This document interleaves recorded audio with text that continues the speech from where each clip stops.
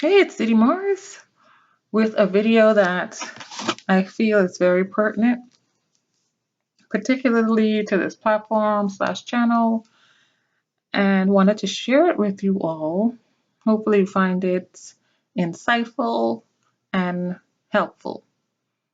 I felt like this video also touched home with me because, when you're growing up in families where strong narcissistic traits, behaviors, and elements are generational, you know, that's when you realize that you are being validated and all you felt is being confirmed, by certain health professionals, psychologists, therapists, psychiatrists. Like for me, generationally, grandparents, aunts, uncles, cousins, friends of the family, even siblings and others in the family, display this extreme sociopathic NPD pathological traits. And, it's just passed down. And like Dr. Mate says in the upcoming video you're about to view, these generational habits, traits, and pathologies results in all the trauma that is passed down that you see in children, in illnesses, in autoimmune diseases and conditions. And I've also witnessed this because of the generational traumas that exist. You see this through, all the addictions, autoimmune diseases, and just behaviors that just seem to simulate what the past generations' pathological behaviors were, whether it's lying, cheating, betrayal, just disloyalty, and just no real true union, no real true camaraderie, no real true unconditional love, right? It's all a facade for the most part, even though, through the cracks you would see genuine persons or genuine family members who kind of stand out but turn out to be enablers and just continue to be pulled along by the current, the strong current of family ties, generational curses, and the like. If you watch this video right now, it may touch home with you as well, and it just makes so much sense. Now, if you visit Dr. Gabor Maté, I hope I'm pronouncing his name correctly. If you visit his website, you will find a description that says he's a renowned addiction expert. He calls for compassion when approaching areas of addiction, whether in ourselves or in others.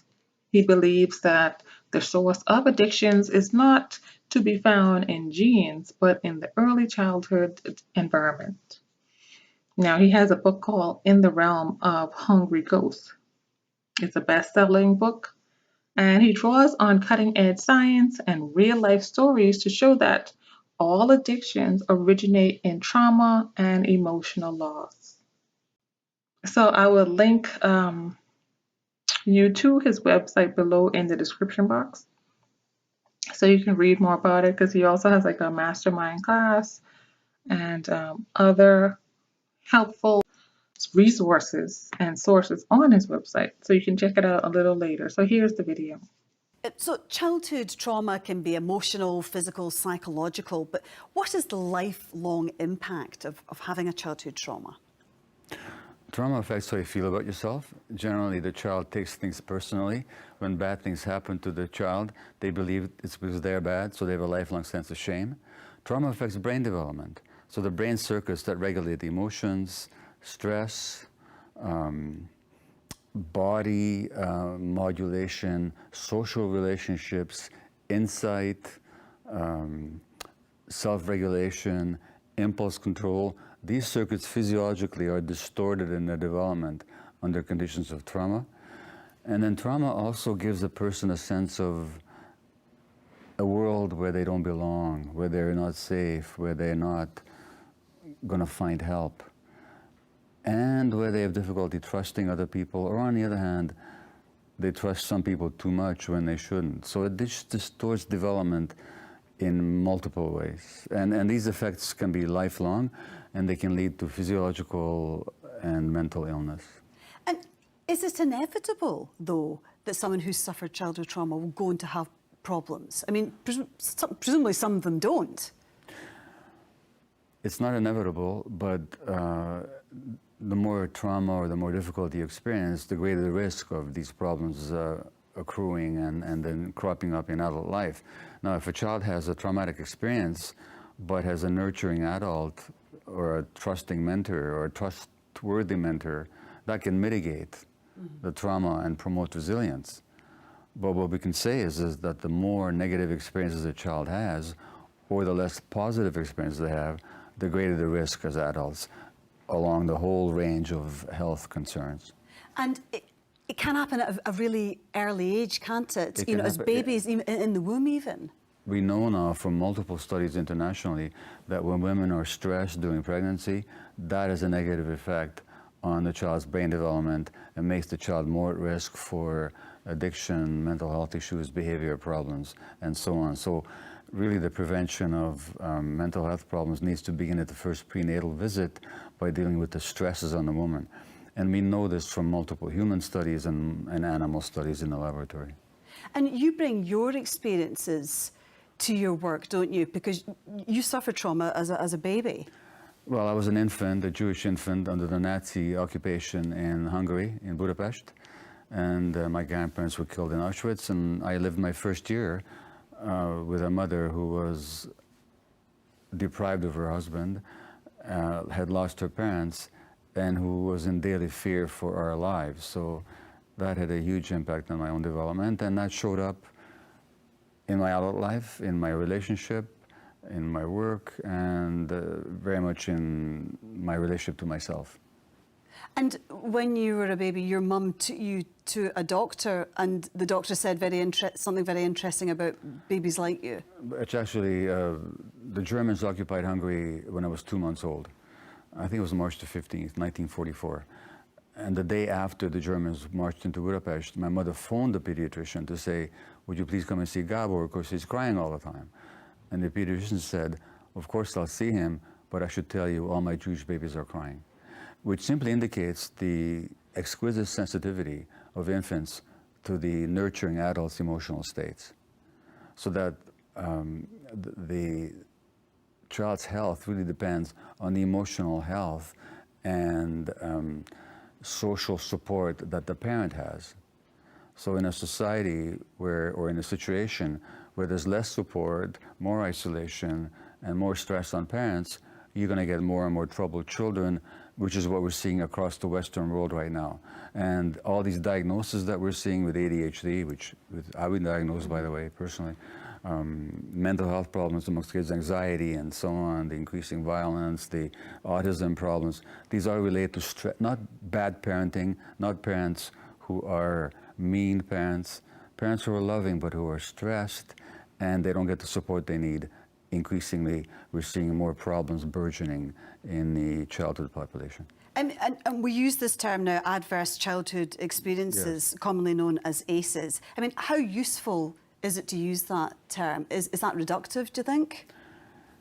It's not reductive, it's simply a statistical fact that you can't argue with, which is that an adverse childhood experience is physical, sexual, or emotional abuse, violence in the family, a parent being mentally ill, a parent being jailed, a parent being addicted, a divorce. And for each of these adverse childhood experiences, statistically, the risk for adult problems, such as mental health issues, psychosis, ADHD, addiction, autoimmune disease, malignancy, go up. Now, the childhood experiences don't explain why these things happen. That has to do with physiological and psychological development, but they provide a statistical grounding for us to know that in order to raise healthy children, we have to prevent as much as we can these adversities from occurring. But to use this term ACEs, could it not stigmatise people to say that you've got ACEs? And could it also not almost be a self-fulfilling prophecy that if you have so many ACEs, you are not going to achieve in life? No, it's not a prophecy. What would you rather believe, by the way, if you come to me as an addicted person? That you're addicted because you're a moral failure? Or you're addicted because you've got this uncurable genetic disease? Or you're addicted because you have so much pain because of your childhood experiences, and if you deal with that pain, you can heal your addiction. So the adverse childhood experiences, we actually know, there's a study that showed that in a medical office, when people are asked about their childhood experiences like that, they visit the doctor, they have fewer doctor's visits later on, because just the fact of being listened to and having their experiences validated makes them less prone to get ill. So this is not reductive, and it doesn't stigmatize, it simply helps people understand their experience. So how do we best support people then who have suffered from childhood trauma? First of all, by not blaming them. So if you take the addicted population, which is, I worked with a heavily addicted population in Canada, they're stigmatized, they're ostracized, they're illegalized, they're beyond the pale. What if we saw them as people who have suffered tremendously in childhood, whose addictions, whether it's to sex or gambling or shopping or drugs or alcohol, the 4,000 or 5,000 people every year in Scotland who die because of alcohol-related diseases? What if we didn't see them as derelicts or as failures? What if we see them as people who've suffered and who need support to heal their suffering, and then maybe they can give up their addictive habits? So this is a very hopeful perspective. It actually means we can do something, as opposed to this unscientific genetic idea that addictions are due to inheritance. Yeah, you say that addiction, it's not a choice. No. But surely at some point it is a choice for everyone. Have you ever met a single person in your life who woke up one morning and says, my ambition is to become an addict, my ambition is to be an alcoholic? But if you say that people don't have a choice, does that not kind of absolve them of any responsibility? I don't say people have no choice. What I do say is that when people are unconscious and in tremendous pain, their range of choice is greatly limited. And not only that, their brains are affected by those early experiences in such a way as to make those drugs highly desirable physiologically. So the idea is, if we want to give people choice, genuine choice, let's give them genuine support. But do you not accept that if you say people don't bear any responsibility for that, for the things that they do because of what they occur to them as children, it's almost like a get-out clause? It depends what you mean by responsibility. If by responsibility you mean blame, I'm completely uninterested in blaming anybody for anything. But if you're asking me, how to have people become responsible, how you help people become responsible, being able to respond to their lives, is by compassion and by helping them heal, not they become totally responsible. So everybody has to take responsibility. If the person is not willing and capable of taking responsibility, they're not going to heal. So my perspective doesn't remove responsibility, it just supports it, actually. So do you think then that in medicine, doctors should kind of think about what trauma people have been through before, when they discuss their illness almost? And the problem with that is that in Scotland, at least, you get 10 minutes to see your doctor. This is a universal problem. But the main problem is that the average medical student in Scotland, and Scotland is a great medical tradition, as we know, but in Scotland, in the UK in general, in North America where I work and teach, the average medical student doesn't even hear the word trauma once in their training. They don't get a single lecture on the impacts of trauma. They don't get a single course on how to correlate people's life experiences with their illnesses. And so that not only do we have limited time, we also have limited education. And this is not the personal failure of individual physicians. This is a systemic failure that we have a very narrow view of disease and of human beings. Because you think that childhood trauma is linked to autoimmune diseases like diabetes and cancer as well? I don't think it. There's a strong statistical correlation. And we have the scientific knowledge to show the relationship. Because, for example, the more trauma you experience, the more stress you can experience in your life. Stress diminishes the immune or suppresses the immune system, and it deranges the immune system. And so that, yes, the more childhood difficulties you have, the greater the likelihood of you having rheumatoid arthritis, which also means that when you see the physician for rheumatoid arthritis, it's not enough that they give you pills for the inflammation. They should also talk to you about the stresses in your life, and that will help promote at least mitigation, if not healing, of your autoimmune disease. Have you got case studies to kind of demonstrate that? Multiple. Give me an example of one. Oh, I know people who've had multiple sclerosis, who are typically people who learned in childhood to suppress their emotions as a way of fitting into their families, and therefore they become very nice and people pleasers. And when they realize that they don't want to be that way anymore, all of a sudden the multiple sclerosis gets better over time. And there's been studies showing this in rheumatoid disease. I mean, the whole problem is that we're not looking at the evidence. Western medicine, for all its amazing achievements, and I'm a Western-trained medical doctor, I know how powerfully effective our methods can be. But when it comes to chronic conditions, because we separate the mind from the body, we are not very effective. So are you saying that everybody that gets these diseases has had trauma in their childhood? You know, I don't really dogmatic about it, but I can tell you that I've traveled all over the world, I speak in multiple countries, I've looked at the medical literature, I've yet to see the exception. Somebody with autoimmune disease, for example, I've yet to meet somebody or read about anybody who was not suffering from a combination of emotional and physiological problems. I mean, here's the reality. You can't separate the mind from the body. Physiologically, it's not possible. If I were to scream at you right now, that would change your physiology in a split second. But you're kind of implying that everybody gets ill. Something must have happened to everybody when they were a child, and is that not just life? How about not putting it that way? How about if I said, everybody who comes in with an illness, at least it's worth inquiring what happened to them, and how what happened to them is affecting their life today. So that's an inquiry. If the individual does not want to partake in that inquiry, nobody should force them to. But I can tell you multiple examples of where that inquiry is engaged in, people actually do better. If you are so sure of this, why does the medical profession not, you know, approach treating disease in that way then? Do you have 3 hours for the answer? A, because they're not taught to think that way.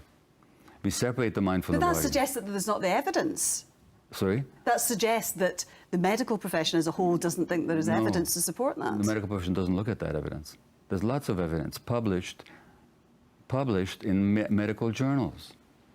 The relationship between stress and disease, the relationship between early childhood experiences and disease, the way that emotional factors affect the immune system. There's nothing new about this. Mm-hmm. People have been studying this for decades and decades and decades. And so what I'm saying is that the Western medical mind is trained not to look at certain evidence that it doesn't feel comfortable with. And let me quickly throw in one more thing, which is who funds medical research? Pharmaceutical companies. There's no profit in studying this because you can't make pills for stress. But are you saying then if you could trace back to a person's childhood that they did a trauma and they were now suffering from multiple sclerosis, that you would give them therapy rather than drugs? I didn't say rather. So what is the benefit then in knowing that someone has ended up with this disease because of what's happened to them? What is the benefit of knowing that? Well, because if somebody needs medication for their multiple sclerosis, they have a flare-up, of course they should have their medication. But let's have a conversation now. Once you're feeling better, let's have a conversation. How stressed were you before your flare-up? What caused the stress? What was happening in your work? Did you take on too much? Did you have trouble saying no? Was there a marriage difficulty? Can we deal with that? Can you learn how to be more effective in dealing with your stresses and maybe prevent the next flare-up? So it's not a question of either or. I'm not saying we should throw out Western medicine. I'm saying it's missing a huge part of human experience that if we added it, our medical practice could be so much more effective. As you suggest, that would take more time, but it would also promote a lot of health. Do we then blame our parents for everything that goes wrong with us then, with our behaviour, our illnesses, you know, our personality. I mean, it comes down to nature versus nurture, doesn't it? Well, it's not versus, first of all. It's nature and nurture, number one. Number two, there's no room, as I said earlier, in my worldview for blame. Parents do their best. I did my best as a parent, but you know what? I was a traumatized adult. I hadn't dealt with my trauma yet. I inevitably passed on some of my trauma to my children. It's not because I didn't love them. It's not because I didn't do their best. It's not because my wife and I didn't have our children's best interests at heart. But our best was limited by our own degree of consciousness and our own degree of having resolved our trauma. And so it's not blaming anybody. It's just saying that trauma actually is multi-generational. There's nobody to blame. The thing is to understand it. And if you understand this link of trauma that can be passed on, question is, what can we do to interrupt that, to break that chain? Well, and how can you break the chain? By healing, by bringing healing to each generation, by looking at the factors, social, psychological, economic, emotional, physiological, environmental, that affect human beings, and by dealing with all that as effectively as we can. It also means medical policies and governmental policies that support people, that support communities, that support contact and connection between people rather than isolate people, that do not stress people, because we know what stress does to the intestines and to the brain and to the immune system and to the heart. I mean, there's so much we could do with this information. If we had not a bit more research, just apply what we already know or should know, we would have a much healthier system. The Scottish Government launched a strategy last year to tackle social isolation and loneliness, as both are recognised as having effect on your physical and mental health. I mean, are physical and mental problems, you know, really exacerbated by a lack of kind of human connection in modern living, do you think? Well, that's one of the impact of modern capitalism, is that it isolates people. It promotes the idea that people are aggressive and individualistic and selfish because of the policies that have been in practice now for close to 3 or 4 decades. Community supports have been diminished, I know in the UK and also in North America. Communities are more isolated. There's less and less sense of contact between people. And as a result, what are we seeing? We're seeing more addiction, more people dying of addiction. We're seeing more mental illness. We're seeing a rise in autoimmune disease across the Western world. This is what we're seeing. And loneliness, as you mentioned, kills.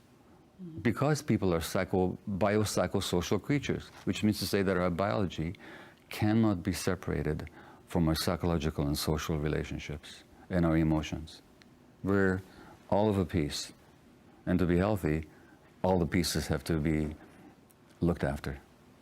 So, I mean, we don't have time to go into all the things that we should be trying to do, but you talk about how, you know, very early childhood is really critical. Yeah. And in the UK, parents can take up to a year's maternity leave. Yeah. It's much better than America, but not as good as Scandinavia. Should we almost be really, you know, trying hard just at that very early stage to try and make a difference, to try and prevent these childhood traumas actually happening in the first place? Well, you see, if you were talking to a gardener or anybody who practices animal husbandry, would it be controversial to say that how you plant that seed or how you treat that pregnant animal and their offspring in the very early days will make a huge impact on their adult development? It's not controversial. Why is it even a question? I don't mean why you're asking me personally. It's a good question in the context of this interview. But socially, why is it even a question? It's just obvious that the earlier you start taking care of human beings and the more grounding you give them to be healthy, the more they will thrive and the more effective they're going to be in their lives. And so yes, we need to start very early, as I said, at the first prenatal visit. And schools need to be informed about this stuff. See, the child's brain develops from in utero, begins developing in the womb, and it continues until, the brain development continues until your 20s. which means the schools are actually in the brain development business, or they should be. But how many lectures does the average teacher get on brain development? And what conditions promote healthy brain development? When you yell at a kid, when a kid acts out, when a kid behaves in ways that are not socially acceptable, it's usually because they have some kind of emotional pain that they don't know how to resolve. Now, what do we do with them? We punish them, we exclude them. What does that do? Exacerbates the problem. What if the educational system was actually trauma-informed? What if the educational system actually understood the importance of relationship in the healthy development of children's brains? Then they wouldn't be so focused on trying to control behaviors and on cramming facts. They'd be saying, well, what conditions do kids need for them to develop in a healthy way so they'll be curious and interested in learning and socially responsible and comfortable and confident in themselves. These are the questions that governments should be asking, that educational systems should be asking, that the medical system should be asking. And these are totally reachable goals given our resources and our understanding. Okay, well, it's been absolutely fascinating to talk to you. Thank you very much indeed for joining us in Scotland tonight. My pleasure. Thank you. You've heard it here with Dr. Gabor Maté. You know, autoimmune diseases are real, so are addictions, but there is help and hope for them. You know, with my personal experience when it comes to autoimmune conditions or illnesses, is that, you know, when you're steeped in these pathologically destructive families or even relationships, whether it's at work, co-workers, friendships, you don't know that your body is recording everything and is being traumatized, is being poisoned by the toxicity. Okay? Like if you wouldn't go and physically drink poison, you won't go and physically drink bleach or, you know, something that's not for human consumption, that's dangerous, corrosive, and poisonous to your system. But you don't realize that there is emotional trauma as well, and it's just best to avoid such situations and connections or interactions as much as possible, if not permanently, if you can, because it does affect you, particularly, let's say, if you're being shunned, scapegoated in these environments, if you're being bullied, picked on, isolated, you know, it might not affect you temporarily in a very, very minute or short period of time, but the long-term effects, wow, you won't believe it. So, you know, once I removed myself from toxic situations or the toxicity of family or friends or relationships, you know, I realized that my own personal experience of autoimmune condition subsided. The symptoms went away, or they became less and less and less over time. Even my doctors, you know, were surprised that I didn't have to come as often because the schedules they provided were lessened and lessened. And I personally do feel like it had to do with the fact that I removed myself from those dangerous relationships, connections, interactions, okay? When you are connecting with a health facilitator or healthcare practitioner, physician, psychiatrist, therapist, whatever the case may be, and they're running tests on you, multiple tests to find out, you know, where is the roots of your condition or where is your illness stemming from, and they find nothing and they don't even have a name for it. What does that tell you? That tells you so much. You know, they run genetic tests, they run physical tests, they run all the regular tests, and it should come up with something. There should be a name for it. And sometimes, you know, the name is just you. The name is your name. You know, that's how some of these diseases even get names of people, because sometimes it's the first person who had this type of illness. And it's just the body's way of, you know, trying to correct the wrong, turning in different ways on itself, just trying to get away from the toxicity, but it's nowhere to go because you're remaining in the situation. You are the person who have to leave. Then the body can free itself and heal. As long as you're there, the body has nowhere to go except turning in on itself, okay? And that's when you realize that it's the people you're around, the situation you're in.